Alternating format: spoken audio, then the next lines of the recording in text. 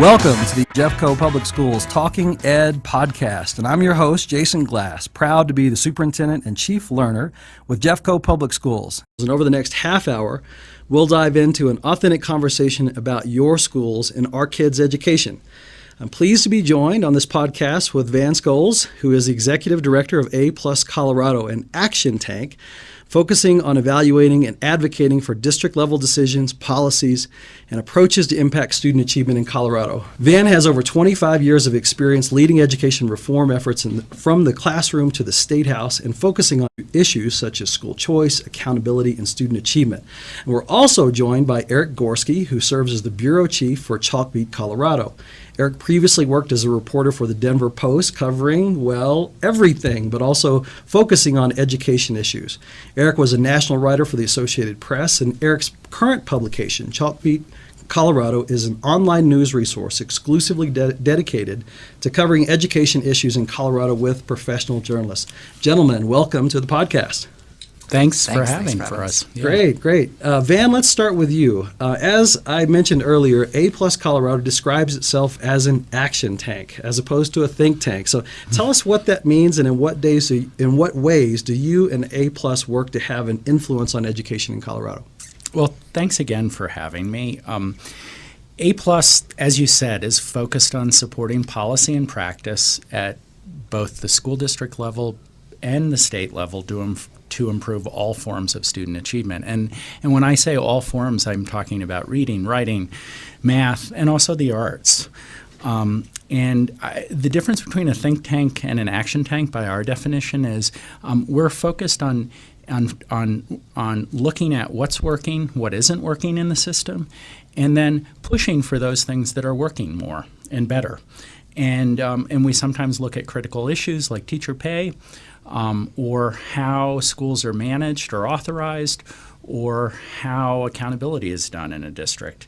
And sometimes our work means supporting policymakers. Sometimes it means acting as a critical friend for policymakers. And sometimes it means pushing them and acting as a watchdog. So as an example, currently the state of Colorado has decided recently to mask most of the student achievement data for low-income kids or English language learners. So we're working hard at trying to change that policy. We think it's important that families understand and educators and community members understand how kids are doing in different schools and different school districts. For instance, we'd like to know how black kids are doing in elementary schools in Boulder. We don't know that now. Right. So it's sort of on that issue, making the data more transparent and available. And I'm interested in this idea of advancing things that are working. And so that must be a moving target to a degree. I mean, our research and evidence shifts over time, what we thought worked and what we think will work next. And policies change or priorities change in states and in communities. So how do you determine what's working and what isn't? Yeah, it's a great question. And education research and policy often is centered in universities and often takes a long time for it to happen and get out and get translated into something, if it ever gets translated into something that is actually practical. And so where we start is we don't start in an ivory tower. We really start with, well, what's happening? Like, what are schools doing? How would we know if a school is working, or how would we know if a school district is working? And so part of that is looking at the outcome data for students. Part of it is talking to kids. Part of it is visiting those schools. Great. Thanks, Van. We're glad you're here. Eric, let's bring you into the conversation. You're a veteran reporter covering education issues in Colorado. So what have been the big issues that you've been working on in your years covering education policy in schools here? Well, thanks, Jason, for having me. So a little bit about Chalkbeat and how we cover the news. This gets to your question. Chalkbeat's often thought of as a kind of a general news site for education news in K through 12. We're actually have a narrower mission than that, a narrower focus on that, and that's the subject that we're talking about today, which is equity. Equity in education means basically those who need more get more. And from our perspective, it drives our decision making. It drives the school districts that we cover, our decisions about where we put our resources and the stories that we cover. So for us, We're writing about students who traditionally have not been served well by public schools. Those who do need that more help. So for us, that means focusing on school districts with large numbers of students who do face challenges because of, in most cases, their family income. That means we've got a reporter covering Denver public schools full-time. It means that we have a reporter covering suburban districts that have been really transformed by changes in population and the rising cost of living in Denver. So we do cover Jeffco. We cover especially the portion of Jefferson County that has lower-income families, so that border with Denver. We've invested more in covering Aurora Public Schools, which has many of the challenges of an urban district, but has not gotten the resources or attention of a Denver or other big, well-known big-name districts around the country. We cover early childhood years, increasingly viewed as understandably so, very important for long-term success. And we cover the state. What makes us Chalkbeat Colorado is that we do dedicate ourselves to covering the state legislature, covering issues at the State Board of Education and at the Colorado Department of Education. But again, always thinking about the equity lens. How does that fit into the storylines going on in these institutions that we care about? Yeah, so this concept of equity is something that's a focus for both your organizations, really. But sometimes I think people might confuse the term equity and equal or equality. And so can we dig into what the differences between those terms are and how they play out in schools? I'll just really quick, equity means that basically those who need more get more. Equal means everyone gets the same, right? So I think it's just a recognition that everyone getting the same thing does not lead to equity. So that would be my pretty simple explanation of the difference there. And I agree with Eric. I would also add that children come into this world unequal in this country. And they come from different family backgrounds. They come from families that have higher incomes or lower incomes or single families or whatever it may be. And so kids don't start out equal. And the big question, the question that I've explored my whole career is, to what degree can schools close that gap? Schools often can exacerbate that gap in inequity in terms of opportunities and in terms of how kids are doing in terms of performance, or sometimes they could just maintain, and sometimes they can close those gaps. Schools aren't the only things that are required in order to be able to close them, but schools are among the most important things. And so I agree with Eric. A focus on equity is a focus on ensuring that everybody is supported to get to the levels that we've agreed to in the community and the district and the state that are necessary in order to be successful in life. And that means, often it means an unequal distribution of resources to provide support for those kids to be able to get there, when some kids come into, let's say, kindergarten reading and other kids maybe don't come into kindergarten reading. Right. So this concept of equity shows up a lot in funding conversations, right? And we talk a lot about equity in funding and adequacy in funding and equal in funding. From your experience working in Colorado, how does our state funding system do in these areas, and what specific changes do you think need to be considered to have an impact on equity, adequacy, or that equality? Which of these do we need to be focused on? I would say that we need to focus on both the issues of sort of overall funding, and then we need to focus on how that funding is directed. And I would say we need to focus on that at the state level, and we also need to focus on that at the district level. Right now, Colorado, relative to most states, is underfunded. And we know that funding is critical, though I would say it's insufficient. We can point to many districts, Newark, New Jersey, you name it, that have a great deal of funding, and yet they still aren't able to get kids to the level that they need to get them to, and that has a lot to do with what they're doing with the money. And so having said that, that doesn't mean that money doesn't matter. It matters actually quite a bit. And we look across the state at, let's say, schools that are able to get kids to the levels that we are expecting them to be at. And I look at a school, I'll point to a charter school where we have a pretty good idea of the funding, but Denver School of Science and Technology.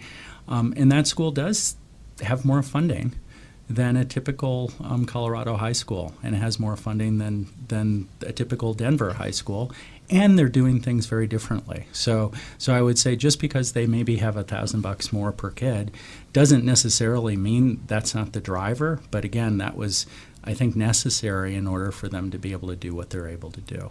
And I might just give an example, if that's okay. Sure, yeah. Here in Jeffco, I just looked at some of the most recently publicly available data, and I would say that, at least in a quick cursory look at Jeffco schools, relative to a lot of places, there has been a focus on things being equal, I will say. And so I look at two elementary schools. I looked at Bergen Meadow, and I looked at Foster Elementary. Bergen Meadow has 8% low-income, free and reduced lunch kids, 3% English language learners, and it's got about $6,300 per kid, okay? I think this is a couple years ago, this funding. It might have been last year. And I looked at the same year, and I looked at Foster Elementary. It's also a Jeffco school. It's got 66% free and reduced lunch kids, 44% English language learners, and it's got $6,500 per kid. Okay, so like they're in the same ballpark. It's about $300 difference, but the student population is radically different, and the needs in those schools are also quite different. And I just as a comparison, another district not far away, Denver, just as a comparison, I look at Beach Court Elementary. It's got 88% free and reduced lunch. It's near Jeffco, 42% English language learners. They're spending about $7,800 per kid. And Bromwell, which is it's serving the country club area of Denver, it's got 5% free and reduced lunch, and they're spending about $5,600 per kid. So in the same ballpark as the Jeffco school. So I would say that Denver recently, over the last decade, 6 years, has moved more towards a focus on equity in terms of student-based funding, and again, I think this is a values question. Sort of what the community thinks is important, but I would say that it's going to be very difficult to get kids where they need to be, particularly if they're coming in with different needs without additional funding. Right. I'll just jump in really quick on the funding issue here. And there was a reason that when you asked the question, Jason, I pointed at Van immediately, and my reporters who file stories to me would laugh about this because it is so hard to explain this stuff to the layperson. Colorado's school funding system is a maze of constitutional amendments and state laws, and they conflict.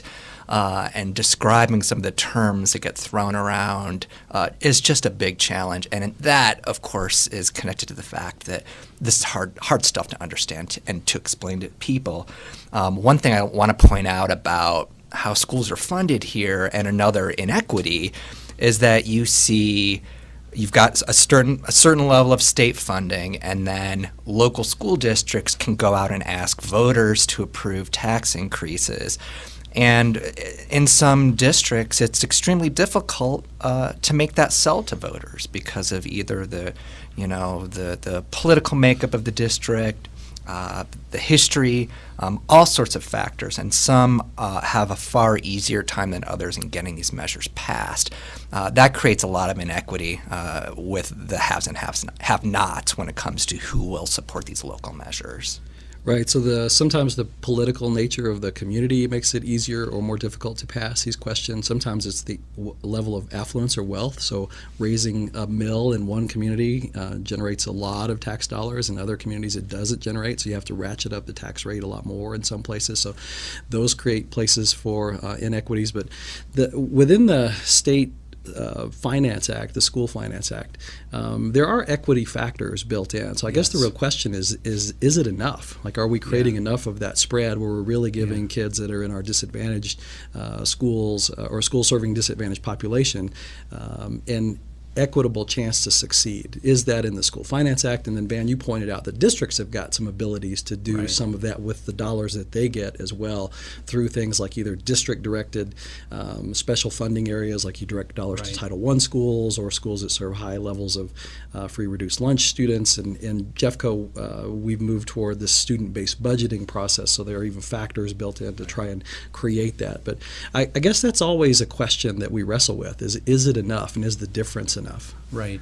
I mean, I think that the positive news is that both the federal system we get money from the feds, we get money from the state, and we get money locally, as Eric was saying, and depending on the district, certainly at the feds, there's a focus on that in terms of supporting the most disadvantaged students. I think the state does have factors in it that help, and I think the question that you asked, are those factors large enough? We would say that they are not. But we would also say that the overall funding is low, and so and again, depending upon the school district, if you're fortunate enough to have a significant portion of local mill funding, for instance, the other question is are those mills focused or targeted in some ways? Most school districts don't have targeted mills. They just have general mills, and then the districts decide how they want to distribute those things. And so I think it's really a question of taking a look at sort of how are different groups of kids doing, and then working backwards from that in terms of what their supports are what supports are needed, and then finally what the costs of those things are, and having community conversations around where the priorities are in this community and how money should be distributed. Right. There's actually a great deal more flexibility within school districts than most people realize. Most of the money is tied up in personnel, and a lot of that is tied up in contracts. And some would say that's flexible or inflexible. It depends on where you are in terms of your relationships and negotiations with those folks. And then there's a lot of program money. So. Great. Well, we'll take a short break now to hear about some of the great things happening in Jeffco Public Schools. So listen up and stick around. We'll be right back.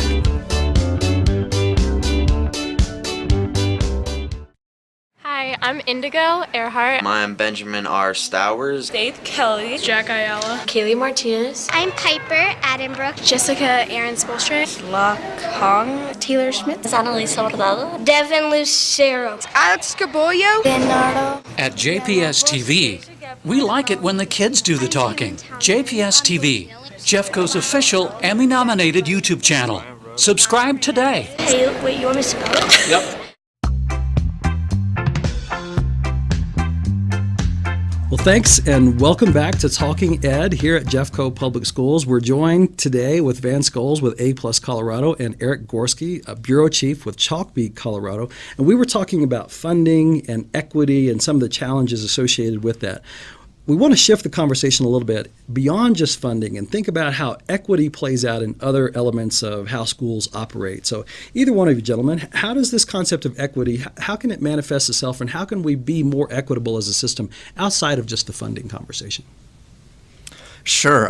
Equity touches a number of areas like you just suggested.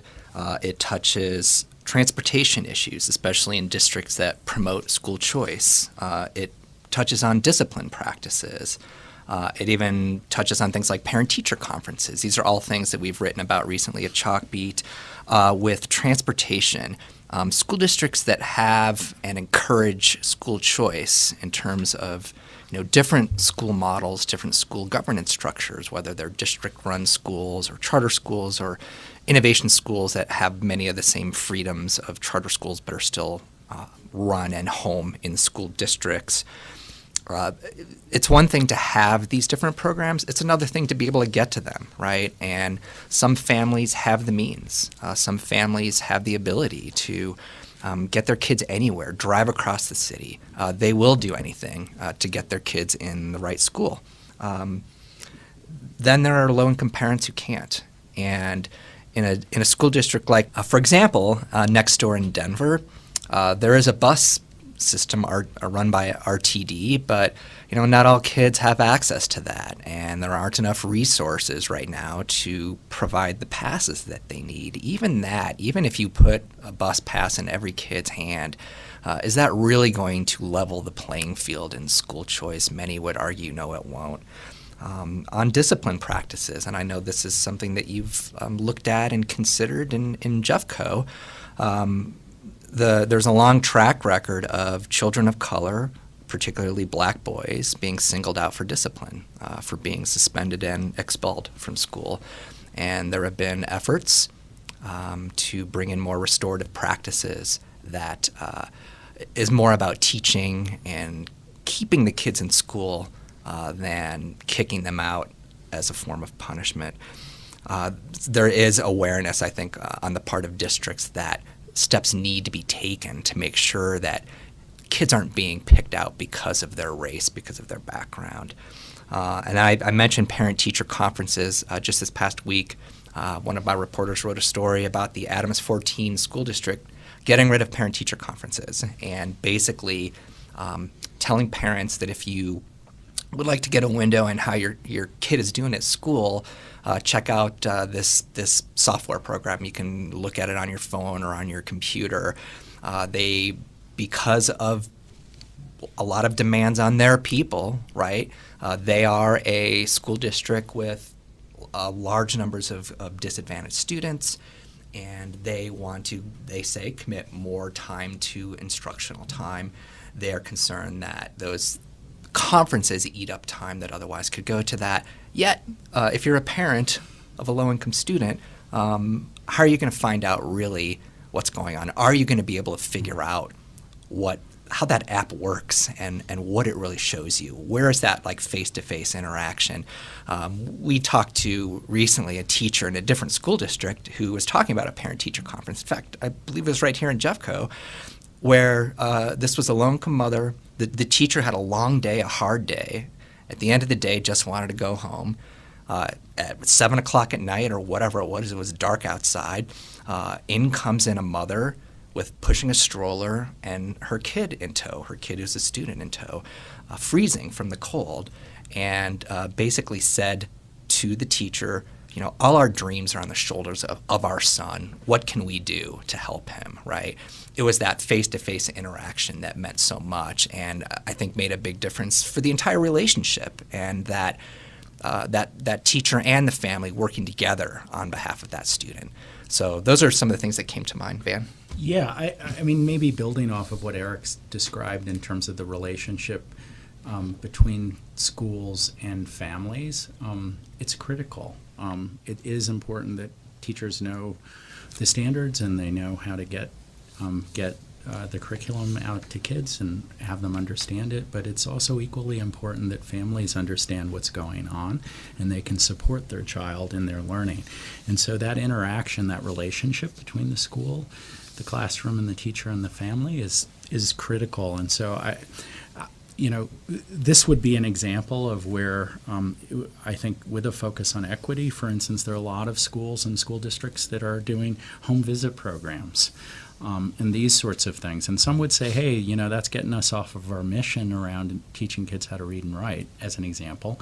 But I'd say absolutely not if it's done well. In fact, that's sort of building a relationship with those folks to get kids to read and write.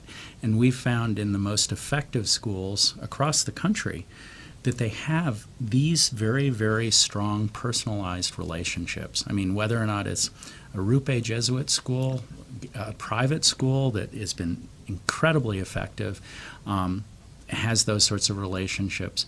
The highest performing charter schools, the highest performing district managed traditional schools, all of these schools have an intense focus and realize that parent partnership is critical. So I would say that. And then another thing in terms of other things about equity, I'd say that, and I'd also like to step back and just sort of say, hey, the reason why equity is important isn't because it's the right thing to do. From my standpoint, it is the right thing to do, but it's a very practical thing to do. The more kids that we have educated at the higher levels, the more successful and vibrant our community is going to be. Great. And so I think it's just sort of a practical, critical thing that schools and school districts and the community need to focus on.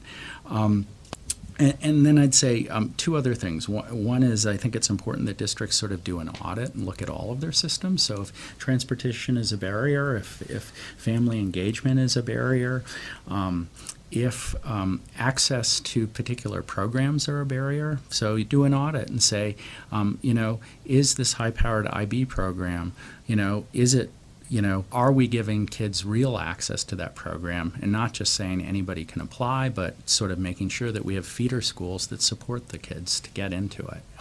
The last thing I would say is I use and I apologize for the Denver examples, but Denver a few years ago passed the Denver preschool program, which was a city-based sales tax, and it was designed to sort of provide all 4-year-olds quality preschool that families could choose for themselves. So these are private providers as well as public providers, and that's been something, and it's a sliding scale. And so if you're really poor, the program pays for itself at the school of your choice, and it's been incredibly powerful at addressing some of the issues around student achievement for low-income kids in Denver. Right.